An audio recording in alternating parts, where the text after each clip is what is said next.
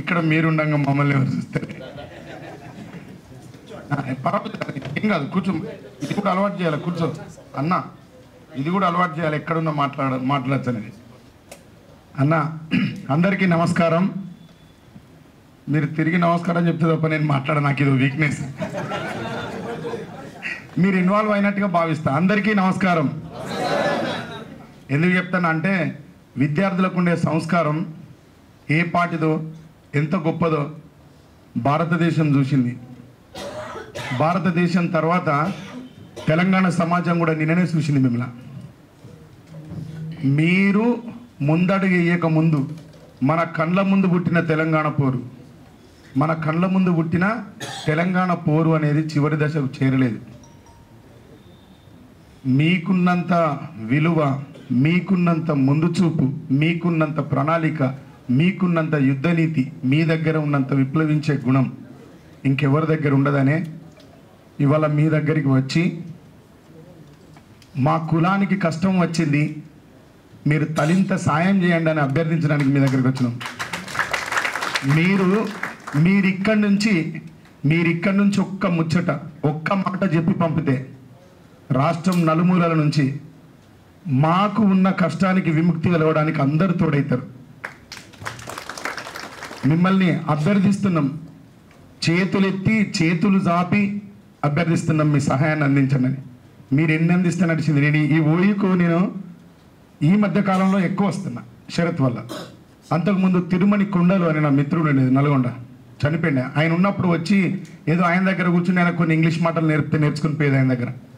అట్లా వస్తూ పోతున్నప్పుడు నాకు ఏర్పడ్డ అనుబంధం మీద విద్యార్థులు పోరాటాలు చేస్తున్నప్పుడు చాలా బాధ అనిపించింది. మీరు కొట్లాడుతూ ఉంటే, మీరు కొట్లాడేంత వరదాకా ఉమ్మడి 10 జిల్లాలలో ఎక్కడ కూడా బలమైన కదలిక లేదు.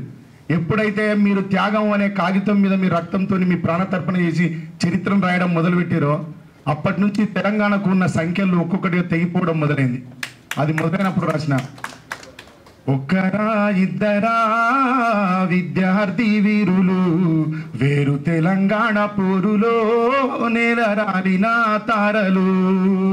ఒక్కరా ఇద్దరా విద్యార్థి వీరులు వేరు తెలంగాణ పోరులో నేలరాలిన తారలు.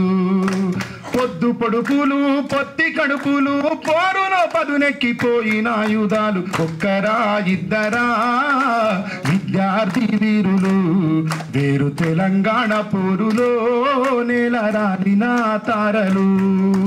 మైదానములో ఆటలాడినోళ్ళు మందార మండలై పూసినోళ్ళు, మైదానములో ఆటలాడినోళ్ళు మందార మండలై పూసినోళ్ళు, పరీక్ష పత్రాలు రాసినోళ్ళు ప్రశ్నల కొడవన్లు విసిరినోళ్ళు. ఒక్కరా ఇద్దరా విద్యార్థి వీరులు వేరు తెలంగాణ పోరులో నేలరాలిన తారలు. ఇది మీరు త్యాగాలు చేస్తున్నప్పుడు రాస్తే ఆ యుద్ధం చాలా ఉగ్రరూపం దాల్చి అనాలోచితంగా ఎటు పడితే అటు, ఎట్లా పడితే అట్లా విద్యార్థుల మీద ప్రభుత్వాలు విరుచుకుపడి తరిమి కొడతా ఉంటే, ఇది జరుగుతున్న రోజు వచ్చి వడ్డెర బస్తీలో మా పిన్ని ఉంటుంది. మా పిన్ని వాళ్ళ ఇంటి దగ్గర వచ్చి పడుకున్నా. తెల్లారి నేను వచ్చి పడుకుంటున్నప్పుడు చాలా ప్రశాంతంగా ఉన్నది కాలనీ అంతా. తెల్లారేసరికి ఏమైపోయిందంటే, ఏ ఇంట్లో చూసినా మనుషులు ఉన్నారు. ఈ మనుషులు ఎంతోళ్ళు ఉన్నారు, నువ్వు మీసాల పోరగాళ్ళు, నువ్వు మీసాలోనే, ఇంకా మీసాలు సరిగ్గా రాని వాళ్ళు, అప్పుడప్పుడే సమాజాన్ని చూస్తున్న వాళ్ళు, ఆ ఇళ్లతో ఏమాత్రం సంబంధం లేని వాళ్ళంతా ఇళ్ళలో ఉన్నారు. పైనకి ఇళ్ళ చుట్టూ ఎక్కి ఉన్నారు.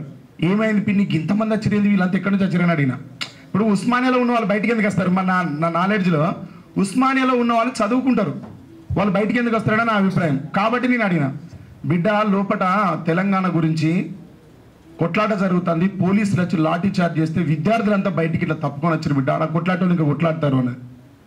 అట్లా వడ్డరబస్తీ మాణికేశ్వర నగర్ నుంచి నడుచుకుని చూస్తే ఒక బిల్డింగ్ ఎక్కి చూస్తే నిజంగా లోపల టీయర్ గ్యాసు, నీళ్ళ పంపు, ముళ్ళ కంచ, విపరీతమైన పోరాటం నడుస్తుంది. దాంట్లో మీలాంటి వాళ్ళు 100 మంది 1000 మంది ఉన్నారు. విపరీతమైన యుద్ధం నడుస్తుంది. ఆ రోజు నా కళ్ళతో స్వయంగా చూసి ఈ నుంచే పాట రాసుకుంటూ పోయినా. క్యాంపస్ గోడలే బందీ కానై కాకి తుపాకీ చుట్టూ గోడై కాపల కాస్తూ ఉన్నా గాని ఆగని ఆరాటం అరరర చేసేర పోరాటం హాస్టలు మెస్సుకు తాళం వేసి తాగే నీళ్లను కట్టడి చేసి నానా హింసలు పెట్టిన గాని వీడని వీరత్వం అది మన విద్యార్థి తత్వం వారసత్వ ఉద్యమాల ఉస్మానియ గడ్డ మీద యుద్ధం ఓ యుద్ధం ఓ యుద్ధం పుడితే ఓయు నిలువుటద్దం పట్టెరా ఆ యుద్ధంలో ప్రతి విద్యార్థి ప్రతిబింబమాయరా ప్రతిబింబమాయరా పోరు ఆరంభమాయరా ఆరంభమాయరా ఆరని మంటలాయరా ఆరని మంటల్లో ఆశ బూడిదాయరా ఓ యుద్ధం ఓ యుద్ధం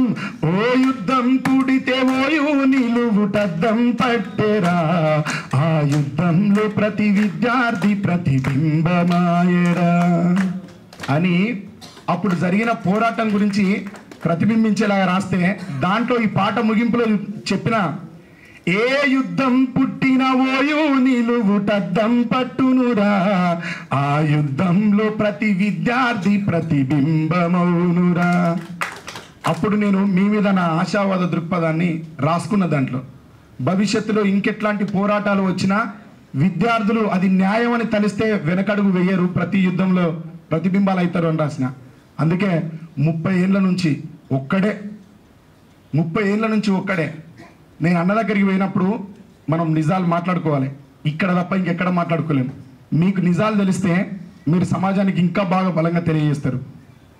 నేను 30 ఏళ్ళ ఈ పోరాటం జరుగుతున్నప్పుడు నా వయసు ఇవాటితో 39 సంవత్సరాలు ఉన్నా. నేను 9 ఏళ్ళ వయసున్నప్పుడు అన్న పోరాటం మొదలుపెట్టింది. ఈ 30 ఏళ్ళ ఎమ్మటి నేను సమాజం అంతా తిరుక్కుంటూ వచ్చినే కానీ ఏ రోజు అన్న దగ్గరికి నేను పోలే. నేను అన్న దగ్గరికి ఒక సందర్భంలో పోయినా. ఎప్పుడు పోయినా అంటే నేను రాజకీయంగా ముందుకు పోవాలి అనుకున్నప్పుడు అన్నా నాకు నీ మాట సాయం అవసరం అనిపోయినా. అప్పుడు అన్న నా కోసం ఆయన సాధ్యమైనంత ప్రయత్నం చేసిండు. ఏం ప్రయత్నం? మనం మాట జారినం, నువ్వు మాట మీద నిలబడాలి తమ్మి, నేను మాట జారిన, నీకు వయస్సున్నది, నువ్వు జాగ్రత్తగా నడుచుకుంటే నీ భవిష్యత్తు చాలా బాగుంటుంది తమ్మి అన్నాడు. ఆ రోజు నాకు కొంచెం ఎక్కడో కలుపుకున్నది. అవ్వ నేను అన్న కోసం వస్తే అన్న నన్ను పట్టించుకోలేదు ఏంది, ఎవరికో సపోర్ట్ చేసింది ఏంది అనిపించింది.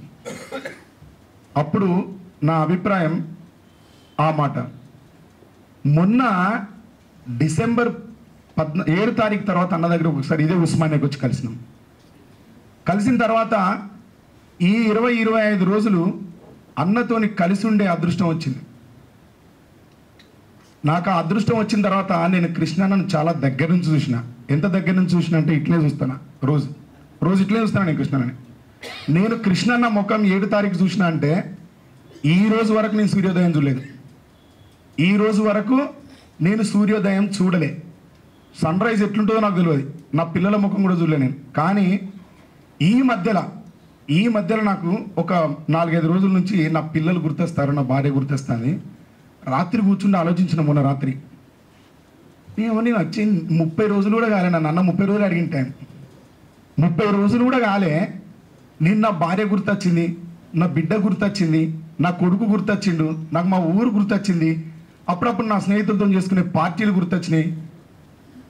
ఏ అమ్మ 30 ఏళ్ళ నుంచి వెళ్ళి ఒక్కడే ఎట్లా నిలబడ్డాడబ్బా.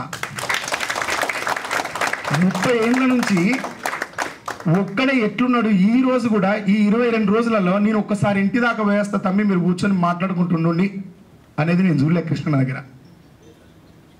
అన్నకు భోజనం వచ్చింది, మేము అనుకోకుండా అక్కడ ఒక 4 మిగిలిపోయారు, మేము ఉన్నాం. రాత్రి 11:30 అయిపోయింది, ఎక్కడ అన్నం దొరకదు. 11:30 తర్వాత రేవంత్ అన్న చాలా స్ట్రిక్ట్గా రూల్స్ మార్చేసిండు. అప్పుడు అన్న ఒక్కడే తినుడు ఇష్టం లేక, తమ్మి మీరు అందరు ఉన్నారు కదా, మీరు అందరు తిన్నారా అని అడిగిండు. మేమందరం మొహమాటానికి మాట్లాడుతున్నావా, నిజం మాట్లాడుతున్నావా, అంచనేసి అంత ఆలోచన లేని వ్యక్తి కాదు. పట్టేసిండు మేము చెప్పిన దాన్ని. వెంటనే కిషన్ అన్న ఒక అన్నకు ఫోన్ చేసి, తమ్మి మన తమ్ముళ్ళు అన్నం తినలే, వాళ్ళకి అక్కడ అన్నం ఏర్పాటు చేసి వస్తాను అంటే ఆయన పోయి రాత్రి ఒక హోటల్లో పాపం వాళ్ళు మూస్తూ ఉంటే పోయి వాళ్ళతో మాట్లాడి అన్నం ఏర్పాటు చేసి పెడితే అన్న ఇక్కడి నుంచి మమ్మల్ని తీసుకొని అక్కడికి పోయి మాతో పాటు అక్కడ కూర్చొని ఆయన మజ్జిగ తాగి మేమందరం తినేదాకా ఉండి తిని మేము కార్లోకి ఎట్టలో అంటే వెళ్ళిపోయినాక వేయండు. 30 ఏళ్ళ నుంచి వెళ్ళి దూరంగా ఉన్న మా అన్నలకు తమ్ముళ్లకు ఇంకా అభిప్రాయ భేదంతో అక్కడక్కడ ఆగిపోతున్న వాళ్ళు చెప్తున్నా, కృష్ణన్న పక్కన మనం ఎప్పుడు తినడానికి మన కోసం ఎప్పుడు కంచం, మన వంతు అన్నం, మన వంతు కుర్చీ మన కోసమే ఉన్నది. మన కుర్చీ ఇక్కడనే ఉన్నది. ఎవ్వరు కూడా మర్చిపోయి ఎవరు ఏం చెప్పినా నమ్మి ఏ ఉద్యమం కోసం ముందడుగేయకుండా ఇళ్లలో ఎవరు కూర్చోకండి. ఇది ధర్మ పోరాటం. ఒక్కడు చేసిన పోరాటానికి ఇంతమంది ఈరోజు కదిలొస్తారు. మనలో ఉన్న వాళ్ళు ఇంకెక్కడైనా ఏ మూలనైనా ఏమైనా ఉంటే వదులుకొని రండన్న. ఈ వేదిక మీద మాట్లాడే అవకాశాన్ని నాకు కల్పించినందుకు, ఇంత మంచి మనసుతో వచ్చి మాకు సాయం చేయడానికి ఇక్కడ కూర్చున్న విద్యార్థి సంఘాల నాయకులకు, కుల సంఘాల ప్రతినిధులకు, మీడియా మిత్రులకు, ఇక్కడికి వచ్చిన బీసీ మా అన్నలకు అందరికీ పేరు పేరున కృతజ్ఞతలు తెలియజేస్తూ సెలవు తీసుకుంటున్నా. Thank you Mittapalli. చాలా